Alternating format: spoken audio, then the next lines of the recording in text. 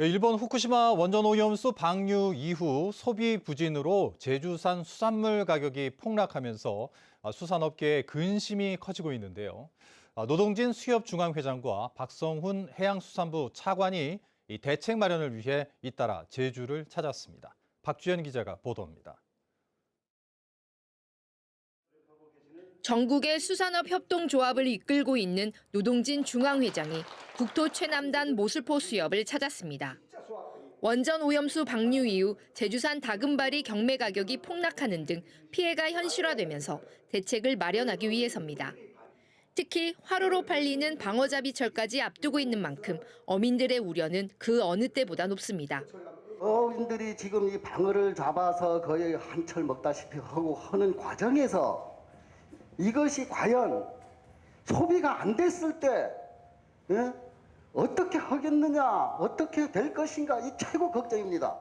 비중을 많이는 안 들더라도 한 10%, 20% 정도는 그런 조합에 좀 고기를 좀 수매할 수 있도록 중앙에서 그렇게 좀 같이 좀 협력해 줬으면 좀 부탁 올립니다.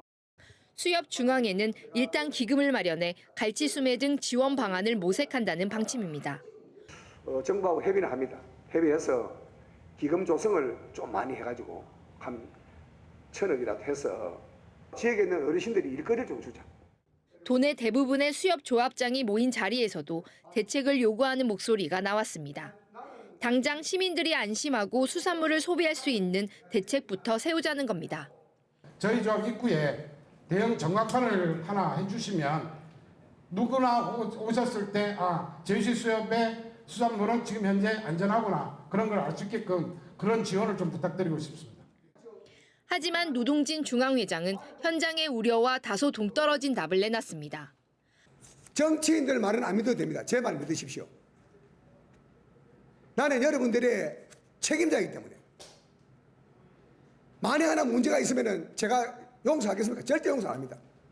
그런데 지금까지 과학이 증명된 바탕에는 아무 문제가 없다 보니 한편 박성훈 해양수산부 차관도 오늘 저녁 제주를 찾아 어업인들과 간담회를 갖고 내일 새벽 한림수협 위판장과 양식장에서 판매 동향과 방사능 안전검사 점검에 나설 예정인 가운데 현실적인 대책이 마련될 수 있을지 주목됩니다.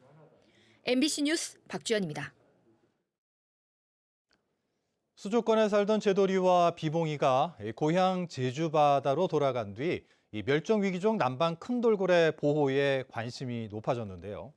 하지만 최근 급증하고 있는 해상 풍력 발전 단지가 이 돌고래들을 위협한다며 대만과 제주의 시민단체가 사업 재검토를 촉구했습니다. 이따금 기자가 보도합니다. 어릴 때 회색빛을 띠다 자라며 점점 흰색으로 몸 색깔이 바뀌는 중화 흰돌고래. 지난 2002년부터 대만 해안에서 100여 마리가 발견됐는데 20년 사이 개체수가 절반으로 줄었습니다. 대만의 시민단체와 전문가들은 지난 2016년부터 대만 서해안에 들어서기 시작한 해상풍력 발전단지를 원인으로 지적합니다. 흰돌고래의 주 서식지인 대만 마오리 해역과 장화 해역 등을 포함해 모두 143기의 풍력 발전기가 세워진 뒤 개체수가 급감했다는 이유에서입니다. 目前台湾西岸正在新建大量的离岸风电，那对于台湾白海豚最大的影响就是它的栖息地会被破坏，并且会有非常巨大的水下噪音，影响到白海豚的生存。 이미 13기의 해상풍력 발전기가 설치된 제주 역시 영향이 본격화되는 것으로 추정됩니다. 실제로 지난 2008년부터 3년 동안 제주시 한경면 일대 해안에서는 남방 큰돌고래가 30분 이상 머무는 먹이 활동이 45회나 발견됐습니다. 그러나 탐라 해상풍력 사업이 시작되며 지난 2015년 단 한 회 나타난 이후 더 이상 발견되지 않고 있습니다. 대만의 흰 돌고래들의 사례를 보면서 제주에 100여 마리 남아있는 남방 큰 돌고래들도 절멸이 머지않았다. 지금 당장 더 늦기 전에 더욱 적극적인 보호 대책을 마련해야 된다라는 말을 전하고 싶습니다. 제주 서북부 지역의 탐라해상풍력과 한림해상풍력 등이 본격화되면 피해는 더 커질 것으로 보입니다. 해상풍력이 돌아가게 되면 이 소음이라는 거는 이제 그 공기 중에서보다는 이 수중에서가 이제 4.5배 더 멀리 가거든요. 그러면 이제 당연히 이제 그 돌고래들에 대해 가지고는 뭐 거기서 먹이 활동이라든가 뭐 출산 육아라든가 이제 굉장한 영향을 받고요. 결국 제주도 모든 연안에서 활동하던 남방 큰돌고래 무리는 최근 서귀포시 대정읍 일대와 제주시 구좌읍 일대로 활동 반경이 제한된 상황. 인간과 자연이 공존할 수 있는 대책을 마련하기 위한 지혜가 필요해 보입니다. MBC 뉴스 이따금입니다. 제주 해녀들은 일제강점기 항일운동에 앞장섰을 뿐만 아니라 다른 지방으로 원정 물질에 나서 제주 여성의 강인한 생활력을 보여줬습니다. 그런데 울릉도와 독도어장에서 활발하게 물질을 하며 독도 경비대와 의용수비대를 도왔던 역사적 사실을 잘 모르는 분도 계신데요. 이런 기록을 전시한 기획전이 제주에서 열려 눈길을 끌고 있습니다. 홍수연 기자입니다. 우리나라 동쪽 끝에 홀로 선 독도. 옛 임시 초소 곳곳에 미역을 말리는 풍경은 이제 사진으로 남았습니다. 제주에서 건너간 해녀들은 독도 앞바다에서 당시 국내 최고 품질을 자랑하는 미역을 주로 채취했습니다. 가장 많이 딴 해녀에게 상을 주는 대회가 열렸고 시상식이 끝나면 상장을 앞에 놓고 함께 기념사진을 찍었습니다. 제주에서 부산과 울산, 포항을 거쳐 울릉도에서 다시 배를 타고 독도까지 715km의 여정으로 시작되는 제주 해녀의 이야기는 젊은 세대들은 잘 알지 못했던 역사적 사실입니다. 먼 곳까지 정말 어떻게 보면 이틀간 배를 타고 갈 정도로 이렇게 힘들게 또 생활을 하셨고 또 그렇게 하면서 이렇게 먹고 살면서 이렇게 하신 거 보니까 대단한 걸 느꼈고. 이번 전시는 제주도와 경상북도가 지난해 해양 교류 사업 공동 협약을 맺고 제주 해녀의 독도 방문과 경상도 해녀들과의 만남 행사를 계기로 이뤄졌습니다.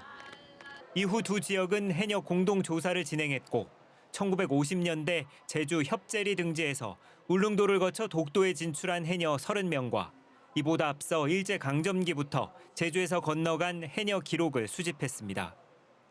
특히 1982년 독도 경비대 순찰선 전복 사고로 숨진 대원들의 시신 인양을 돕는 등 독도 경비 업무를 보조한 해녀들의 기록도 찾아볼 수 있습니다.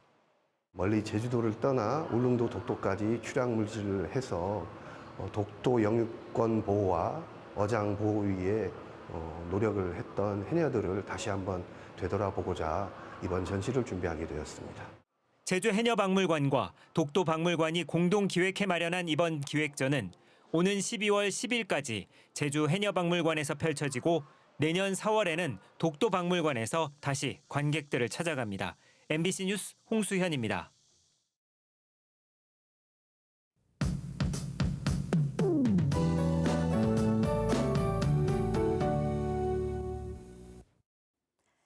밤사이 벼락을 동반해서 비가 강하게 오는 곳이 있겠습니다. 정체전선에 의해 비구름대가 발달하면서 내일 낮까지 시간당 30에서 60mm 정도로 비가 강하게 올 텐데요. 비구름대의 폭이 좁아서 내렸다 그쳤다를 반복하겠고요. 비는 일요일 아침이면 대부분 그치겠습니다. 북부 해안과 서부 지역을 제외한 제주도 전역에 호우특보가 발효되겠습니다. 내일까지 남부와 동부, 중산간 지역에는 많게는 200mm 이상, 북부 해안과 서부 지역은 100mm 이상의 비가 더 내리겠습니다. 일요일에는 야외 활동 계획하셔도 무난하겠습니다. 주말에도 평년 이맘때 기온과 비슷하거나 조금 높겠는데요. 내일 아침 기온 25도 안팎으로 시작하겠고요. 내일 낮 최고 기온은 오늘보다 3도가량 올라가겠습니다. 북부 지역 30도까지 오르겠고 서부와 남부 지역 28도, 산간 지역 23도 안팎을 보이겠습니다. 한편 북서태평양에서 북상 중인 3개의 태풍은 모두 우리나라에 직접적인 영향은 없을 것으로 보이는데요. 11호 태풍 하이쿠이는 서쪽으로 방향을 틀어서 다음 주 수요일쯤 중국 내륙에 상륙하겠고요. 12호 태풍 기러기도 다음 주 월요일에 일본 남쪽 해상에서 온대저기압으로 변질되겠습니다. 태풍의 직접적인 영향은 없겠지만 간접적인 영향으로 제주 해안으로 너울이 밀려오겠고 제주 남쪽 먼바다를 중심으로는 물결이 5m까지 높게 일겠습니다. 오늘 밤 사이에도 해안가 저지대에서는 만조시 침수 피해 없도록 유의하시기 바랍니다. 일요일에는 낮 기온이 32도까지 오르겠고 태풍이 몰고 오는 수증기로 인해서 다음 주 월요일과 화요일에도 비가 올 가능성이 있겠습니다. 이상 정보였습니다. 올해산 제주 노지감귤 생산량이 최근 5년 평균치보다 2만 톤 가까이 줄 것으로 보입니다. 제주도 농업기술원 등에 따르면 올해산 도내 노지감귤 예상 생산량은 45만 2,100톤으로 최근 5년 평균 생산량보다 4%, 18,600여 톤 감소할 것으로 예측했습니다. 또 당도는 7브릭스로 평년 수준이며 산 함량은 3.61%로 예상됩니다. 제주 지역 미분양 주택이 처음으로 2,000채를 넘어섰습니다. 국토교통부 주택통계에 따르면 지난 7월 말 기준 도내 미분양 주택은 2,358채로 지난 6월보다 20%, 404채가 늘어난 것으로 집계됐습니다. 제주 지역 미분양 주택이 2,000채를 넘어선 것은 이번이 처음으로 전국 17개 시도 가운데 미분양 주택이 늘어난 곳은 제주와 강원, 광주와 충남 등 4곳입니다. 제주도가 건축물 높이를 완화하는 내용을 담은 조례안을 입법 예고했습니다. 개정 조례안에는 도심지 개발 유도를 위해 제1종 일반 주거지역에서 건축물 높이를 4층에서 5층으로, 임대주택의 경우 6층에서 7층으로 완화하도록 하는 내용이 담겼습니다. 제주도는 오는 18일까지 도민 의견을 수렴한 뒤 조례 규칙 심의 등 절차를 거쳐 다음 달 도의회에 제출할 예정입니다. 수상 레저 스포츠를 체험할 수 있는 제주 레저 힐링 축제가 오늘부터 사흘 동안의 일정으로 제주시 함덕해수욕장에서 개막했습니다. 제주시가 주최하는 이번 축제에는 클라이밍과 스노클링, 투명 카약과 서핑을 비롯한 수상 레저 스포츠 체험 프로그램이 마련됐으며 키즈 모래 놀이터와 바다 놀이터 등 가족형 프로그램도 함께 마련됐습니다. 수상 레저 강습은 사전 신청을 통해 무료로 받을 수 있으며 예술인들의 콘서트와 문화 공연도 열립니다. 인천 상륙작전 출정 73주년을 기념한 제23회 제주 해병대의 날 기념식이 열렸습니다. 탐라 문화광장에서 열린 이번 기념식에서는 한국전쟁 당시 해병대에 자원 입대해 인천 상륙작전에 참전했던 해병대 3, 4기 참전 용사들을 추모했습니다. 또 의장대와 군악대 공연, 상륙 장갑차 VR 체험 등 다양한 부대 행사도 함께 펼쳐졌습니다. 제주 영어교육도시의 첫 번째 국제학교인 NLCS, 노스런던 칼리지 A스쿨 제주가 민간에 매각됩니다. 제주국제자유도시개발센터 JDC는 어제 홈페이지를 통해 NLCS의 운영권과 부동산 전부를 공개 경쟁 방식으로 매각하며 입찰 기한은 다음 달 11일까지라고 밝혔습니다. JDC 측은 국제학교 계획 단계부터 민간에서 학교를 운영하는 것으로 했지만 2007년 외환 위기와 사업 초기 참여한 기업이 없어 그동안 공기업인 JDC가 자회사를 통해 운영해왔다고 밝혔습니다. 정부의 한시적 택배 추가 배송비 지원이 시작됐습니다. 지원 대상은 9월 한 달 동안 택배 서비스 또는 소포 우편물을 이용한 사람이며 별도로 부과된 추가 배송비에 대해 한 건당 3,000원씩 최대 20건, 6만 원 한도까지 지원됩니다. 신청은 제주도 홈페이지를 통해 가능하고 해양수산부에서 제공한 택배 이용 정보 또는 신청인이 별도로 첨부한 증빙 자료를 확인해 오는 11월 계좌로 지급됩니다. 어젯밤 10시 20분쯤 제주항 북동쪽 17km 해상에서 성산 선적 15톤급 어선에서 불이 났습니다. 어선에 타고 있던 선원 7명은 불이 난 지 20분 만에 인근 어선에 구조됐는데 이 중 3명은 연기를 흡입하거나 화상을 입어 병원으로 옮겨져 치료를 받았습니다. 뉴스데스크 제주 마칩니다. 시청해주신 여러분 고맙습니다.